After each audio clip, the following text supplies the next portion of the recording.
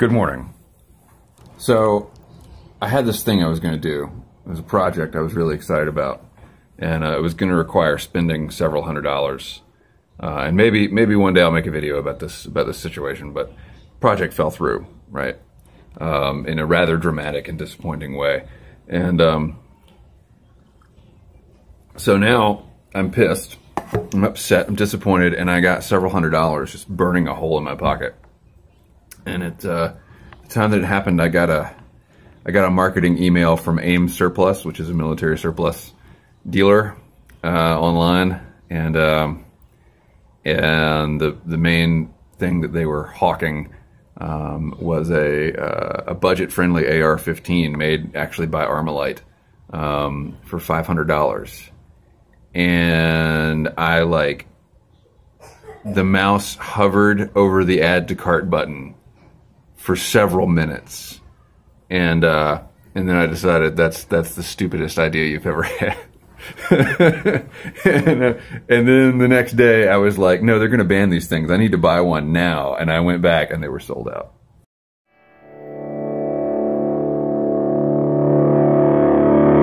Now I know what you're thinking. Gribbs, didn't you just make like 12 videos making fun of people with AR-15s? Yeah, I did.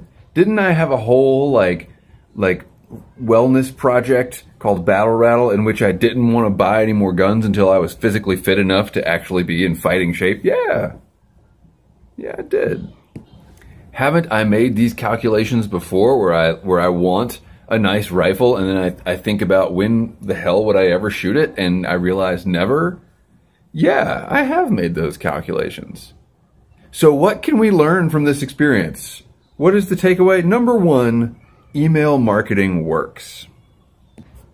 Number two, panic buying is a thing. Number three, retail therapy is very dangerous.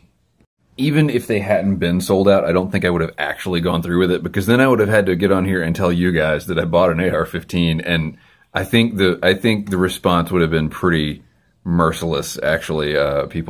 People just ruthlessly making fun of me for doing something like that after I've been preaching for a year that's not the way forward.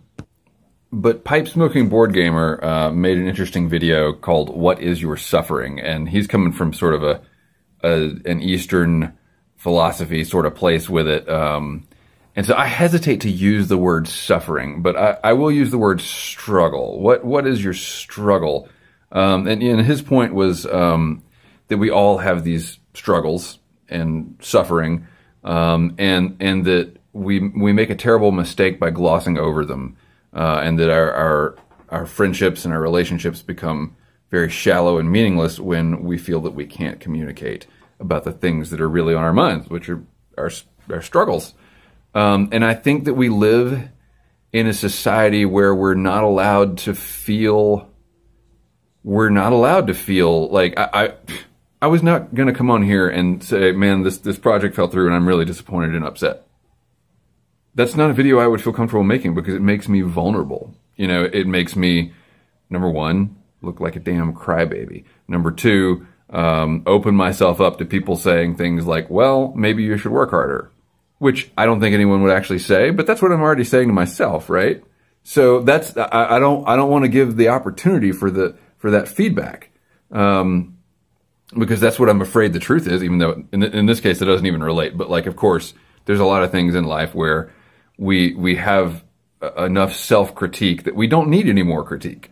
And this was one of those things, sort of. It was a weird situation. But anyway, we are encouraged by the unintended consequences of our society. I hope they're unintended.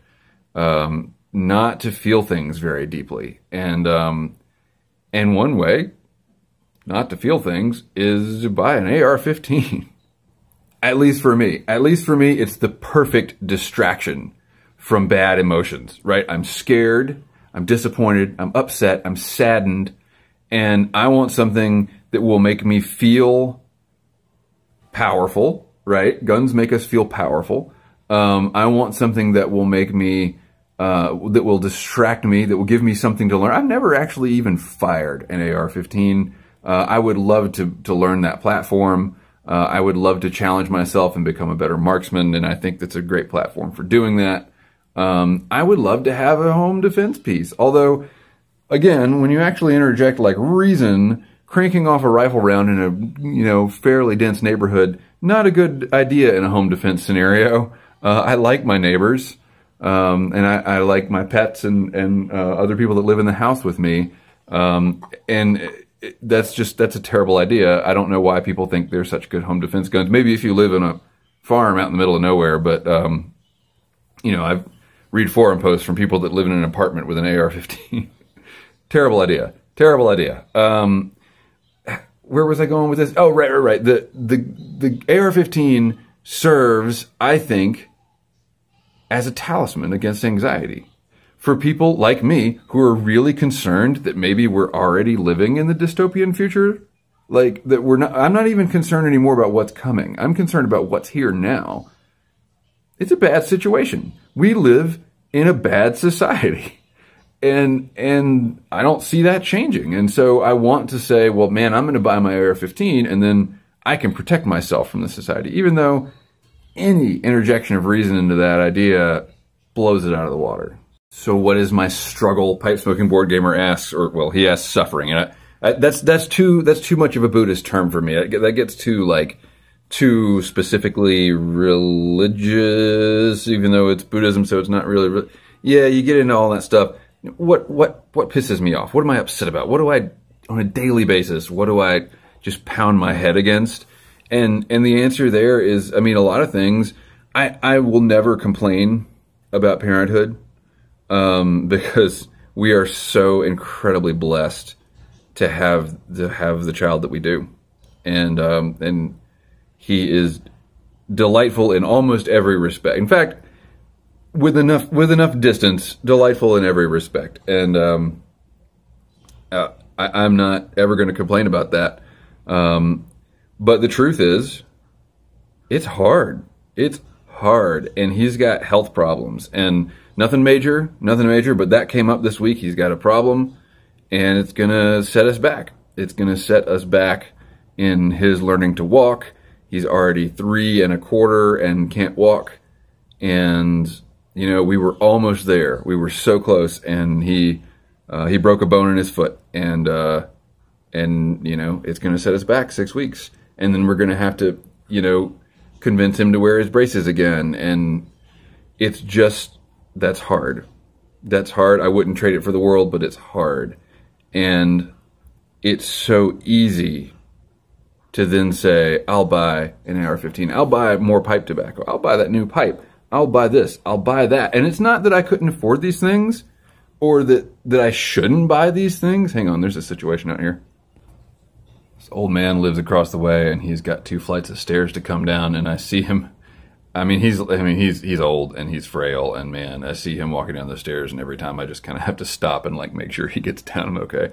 Outdoor concrete stairs. Anyway, it's not that I shouldn't buy those things. It's not that I think any of those things are particularly bad. It's that the proper thing to do is to sit with the fact that my kid has a broken bone in his foot, and that's going to take dealing with. The proper thing to do is not to distract myself with a purchase or with an argument on the internet or with an addiction, playing more Minecraft, eating more junk food. The proper thing to do is say, yeah, this really sucks. This really sucks. And at the same time, I'm very fortunate to have this problem. I'm very fortunate that it's a temporary thing that is postponing my son from learning to walk rather than a permanent thing. And that I have a son at all is pretty amazing, actually, and would not have happened in another society. So it's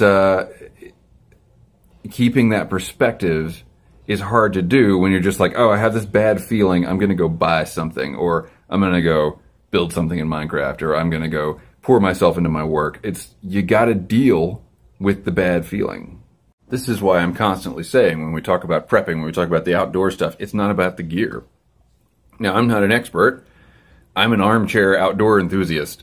but I'm pretty sure, or an armchair prepper, it's not about amassing stuff. You can't eat bullets. Your AR-15 does not work very well as a spork, and it's not about those things. It's about the experience of staying alive, and you can't quell this anxiety that we all have. We all have it, and the people that say they don't have it, the people that say, hang on a second, you know, I love the Donald Trump flip-flop on the assault weapons ban thing. I love it because all of a sudden you got a bunch of like hardcore Republican rednecks saying, well, I don't know, maybe we don't need all assault weapons. And then all of a sudden everyone on the left is like, wait, let me buy my assault weapon before we ban them.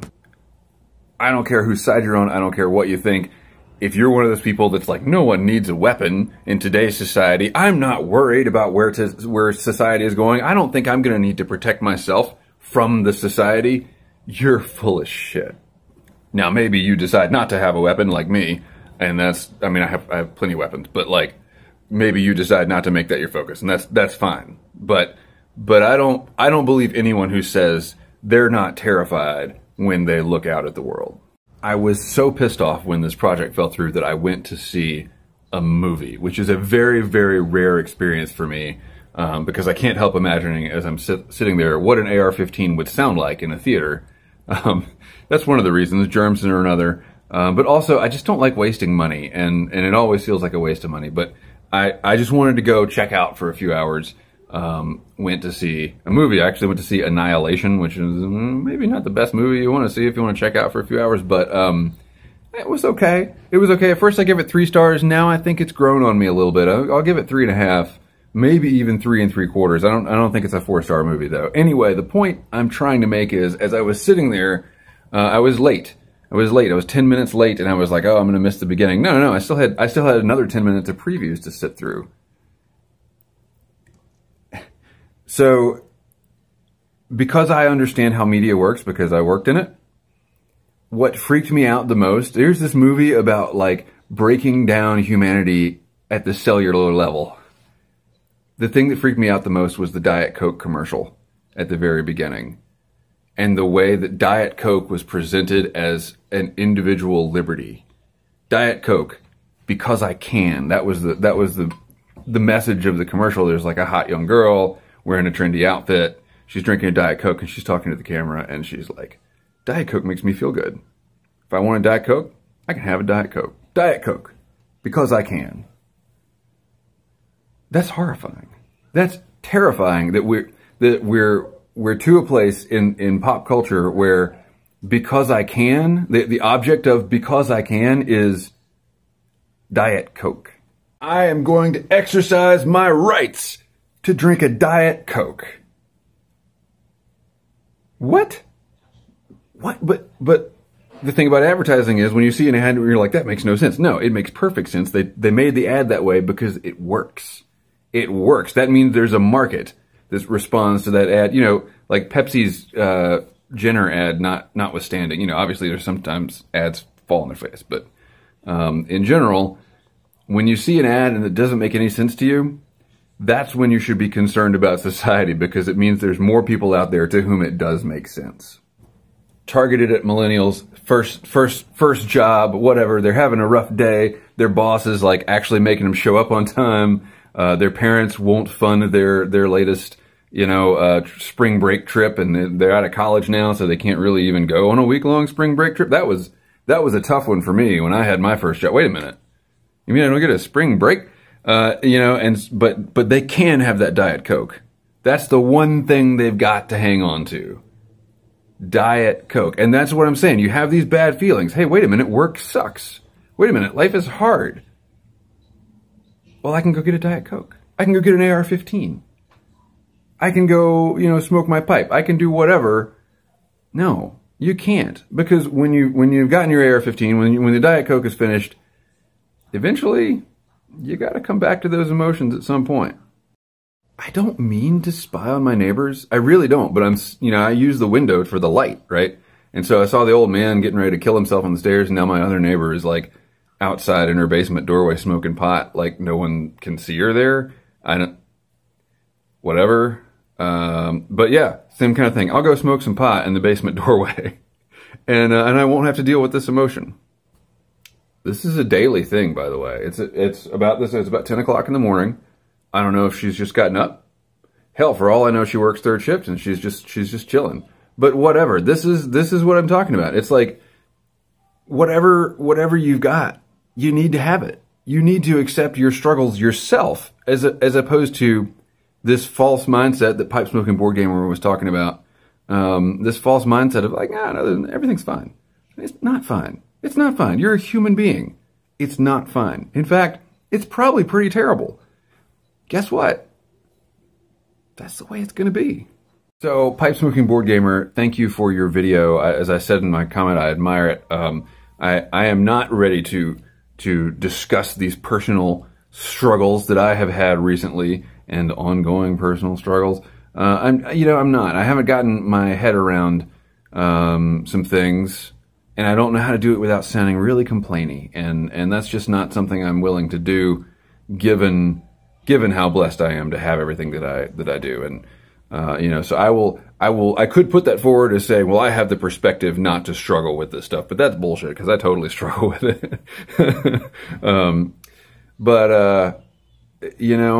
I appreciate you putting the video out there, and I'm getting a call, probably from a client, actually. Maybe I should do some work. Yeah, talk to y'all soon. Keep the ends out for the ties that bind.